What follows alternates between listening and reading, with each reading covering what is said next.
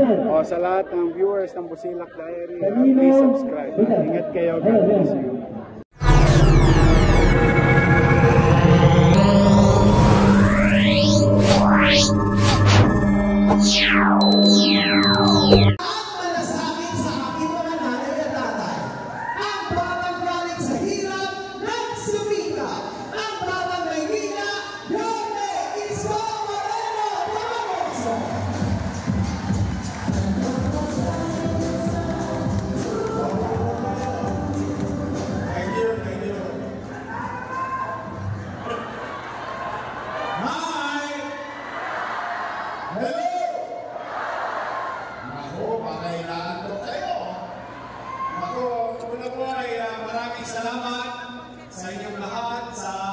pagtugon ninyo sa aming panyaya. Bagamat marami kayong gawain sa bahay, o kaya mga ganitong oras, alam mo naman mga sino, medyo malatakot yan. Napapay na kayo. Thank you. Pumanatag naman kayo, mga nanay-tatay ko, mga lulot-lola ko. Huwag kayong mag-alala. Hindi namin sasayangin ang inyong araw. Oras na binigay sa amin, hindi namin kayo pauwi ng konsumido. Opo!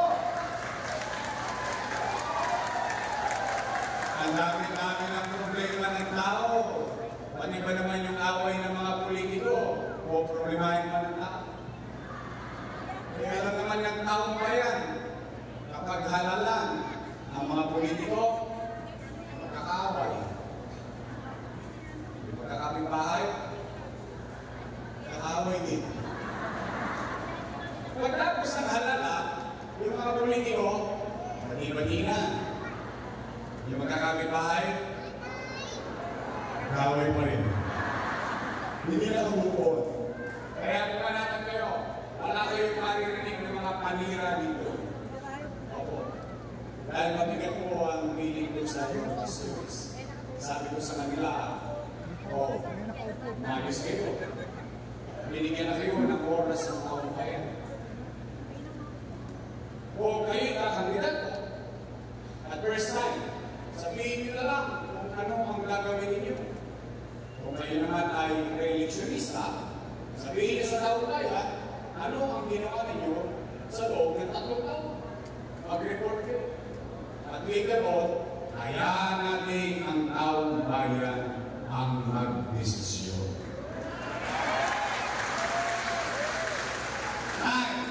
Tay, malulitol ako. May namusuyo ba sa inyo dito? Wala. Alam ko, nahirapan kayo kay Edward Tan kanina.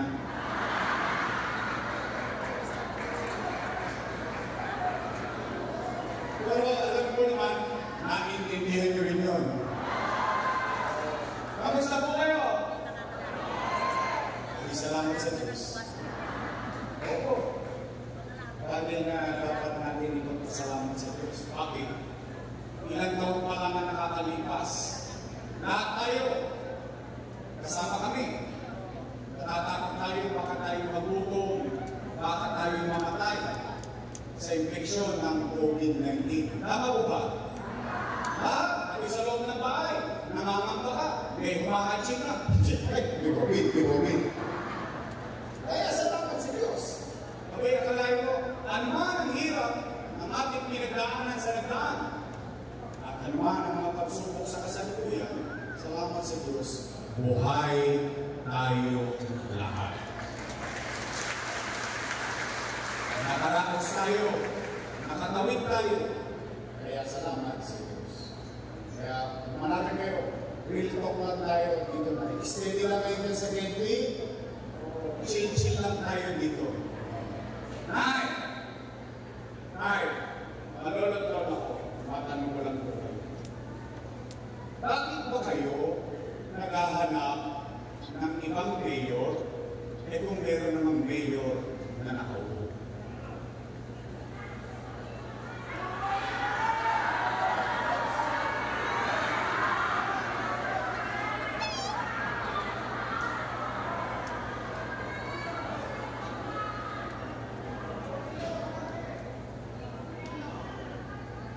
kaya ko yung natanong, siyempre, real talk lang tayo. Nag-aalala din ako. Bakit? Dala ng mga yung nakaupo, mga alaga ko po niya. For almost 20 years, inalagaan ko yung mga yan. Bakit?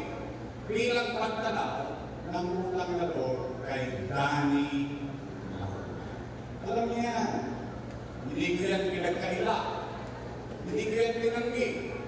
At isa sa itinatapos ng ilong natin o ipinagmamalaki natin ugali bilang isang Pilipino dahil mga Pilipino ay marunong tumanaw na at ang unang ganong may walang katapusang bayaran. Tama ko ba? Bilang pagtanaw ng kabutihan sa akin ni Boss Danny, inalagaan ko mga anak. Ingat po natin. Ingat natin. Una, Philip Lacuna. Di ba ako tapos, alam na. Nakaupo. Nakaupo. Dennis Lacuna. Nakaupo. Lay Lacuna. Nakaupo. Asawa ni ate. Nakaupo. Si ate. Ilan sila? Happy. Masaya ako. Masaya ako, bakit? Yung hindi na pagkagumpayan ni Boss Danny, sa tulong nating lahat, napagkagumpayan ng kanyang mga anak. In fact, maghanap po kayo kahit isang lumagoso lang sa sitio. Isa lang. Wala. Bakit? Dahil bilang magtanaw ng utang na loob, inuna ko muna yung mga anak ni Boss Danny. At isinantabi ko yung mga. Ano? Tatalaw pa ba ako ng utang na loob? Ang sagot, oo. Pilipino ko eh. Ganun talaga eh. Hindi na ko galing ko, bakit ba? Kaya lang ang pakiusap ko lang, baka naman ko pwede sa ibang bagay na lang ako pumanaw ng utang na loob. Bakit? Hindi utang na loob din naman ako sa taong bayan eh. Kundi dahil sa inyo at sa Panginoon Diyos, wala ko sa kinalalagyan ko ngayon. Kaya masama pa naman ba? Natingin ko yung panawagan ng taong bayan. Taong bayan yung nananawagan. Oo, mali ka na.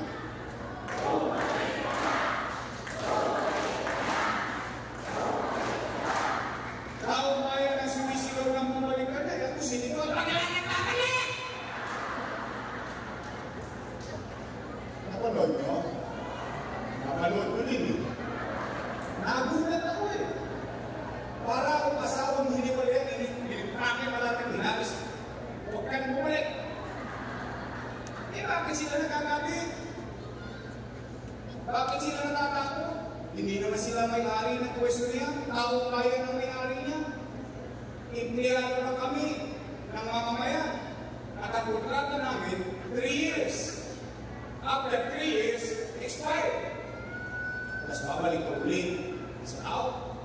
Nagpaparin ka ulit sa taong bayan. Pag sinabi ng taong bayan, approve, another 3 years. In fact, kapag ikay naging mabuti sa iyong tungkulin na sinumpaan sa taong bayan, ipopromote ka pa ng taong bayan sa mataas na posisyon. Tama ba?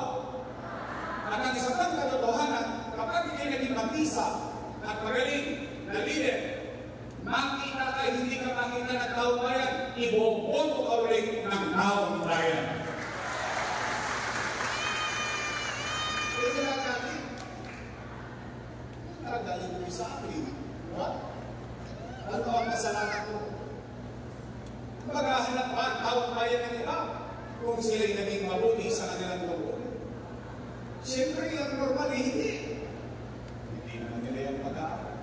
Ako naman bakit ako hindi magtatampo? Sige, tingnan ko. Ewan ko kung ito rin ang akala nyo. Ang akala ko, o akala natin, na kung ano yung sinimulan ko, itutuloy na lang nila. Kaya nga natin sila binoto, hindi ba? Wawaglit ako na wala. Binago-bago na. O una, yung pinakamalapit pa sa akin ang binago nila, tingnan po ninyo, patungkol sa senior citizen. Nay, mga lolo't lola ko, totoo ba? Nakapag yung pensyon natin, wala ka sa araw ng payout, or pilit na yung pensyon mo. Maliyo. Bakit? Tingnan natin ha. Alalahanin natin ang konti. Wala pa naman tayo Alzheimer. Wala pa. Kasi yung iba sa inyo dito parang inapong pa si Villegas. Tingnan natin. Nay, sa hinapahaba ng panahon, maraming nagdaang mayor. First time, bumoto kayo ng batang mayor. First time, you took the risk. Kasi ang pinuboto ng mga taga-Maynila ng mayor, laging konti na lang ang birthday. Totoo naman. Wala namang masama ito. Dahil karanasan, experience, and so on and so forth. Pero, bumoto kayo ng batang mayor. At yung batang mayor na yun, nakapag-isip ng programa para sa mayaman, middle class, mahirap, may sakit o wala, butante o hindi, lahat ng senior citizen may pensyon na 500 buwan-buwan. Tama ba? At ano ang sabi ko? Ay, pumanatag ka.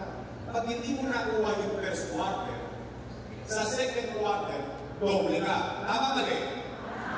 In fact, nasabi ko na lang, pag hindi mo nakuha yung first quarter, second quarter, dahil wala ka, third quarter, triple ka. Ano pa sinabi ko noon? Nay, pag hindi mo nakuha sa mula Enero hanggang Nobyembre, pagdating ng Disyembre, maglulumi-lumi tayo. Lumi-lumi.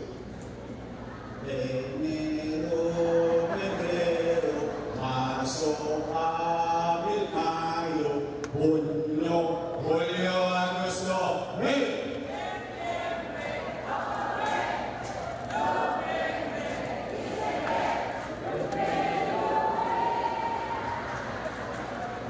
Ganado kayo ha. Anong ibig sabihin? Kapag hindi mo nakuha kong tao, pagdating ng Disyembre, 6 na pulig ka. Para ka lang nag-iipot sa bak. Pag dalawa kayong matanda sa loob ng bahay, 12 din. Kung tatlo na kayong senior citizen sa bahay, 18 mil. Ngayon, kung ginawa nyo ng pagbabago, nag-aalala tuloy yung mga matatanda. Araw-araw, nangangamba. Hindi naman niya mahula kung anong araw darating yung payout. Tama ba rin? Pero naman ng mga senior citizen, malalakot ang dugo niya.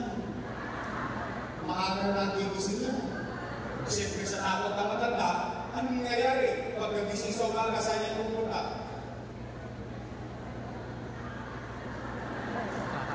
Chairman, mali ka. Wala pa, Nay. Sawi. Uwi. Ulo. Gising ulit bukas. Sana mapupunti matanda. Uy, Chairman, ano na? No, wala pa. Mabalas-balas mo, yung matanda, tinawagan na ako. Lola, namimiss ka na namin. Pasyala mo naman kami dito sa Cavite. Lola, namimiss ka na namin. Pasyala mo naman kami sa Bulacan. Yung pobre matanda, ako tumawag, walang nagawa. Nagbakasyon. 2 days after, balik, nagpundo. Saan na mapupunta yun? Chairman, ano naka-play? Nahulay, nagkabigaya kahapon, wala ka.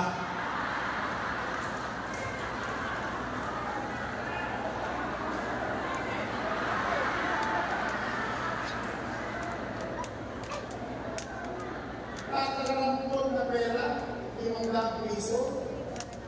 pinahirapan mo pa. Ito, real talk ha. Hindi ba naman sa inyo dito may 500 piso? Sa totoo lang, pero hindi ito po sa pera eh. Alam niyo, hindi tinatapos mo ng ilong sa hinaba-haba ng panahon mo namumuhay sa Maynila. Sa dinami-dami ng mayor, ngayon lang nangyari na ako pala bibilang pa. Ngayon pala mahalaga pa ako. At pinagpapalasakitan pa ako ng mamalang lungsod ng Maynila.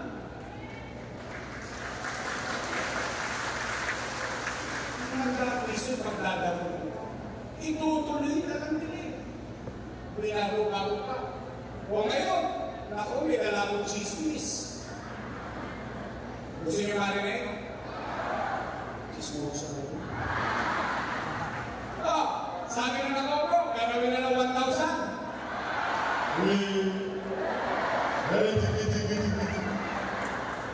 Sabi naman ng isa, gagawin ng 2,000. Sabi sila na sabi, walang pera, maraming utang, walang pera, kaya walang gamot sa ospital, walang pera, kaya walang gamot sa center, walang pera. Pero ngayon, nagka-pera. O sige, magbigyan natin yung usapin.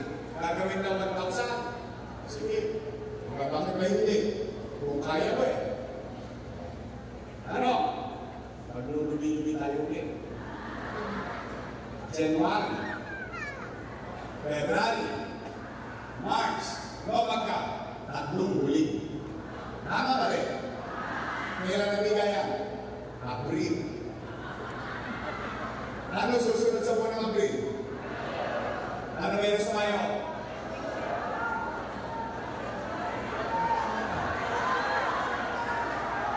Mukhang alam nyo na, no? Alam niya naman ang dahilan kung bakit yun ang ginagawa ngayon yun. Naintindihan niyo naman. Bagay, matanda na kayo. Alam niyo na ang tama. Basta ako, I trust you. Kanan, totoo ba? Yung gatas, kawalan na rin, yung insure. Totoo ba pinalitan ng stick-o? Galit talaga sa inyo.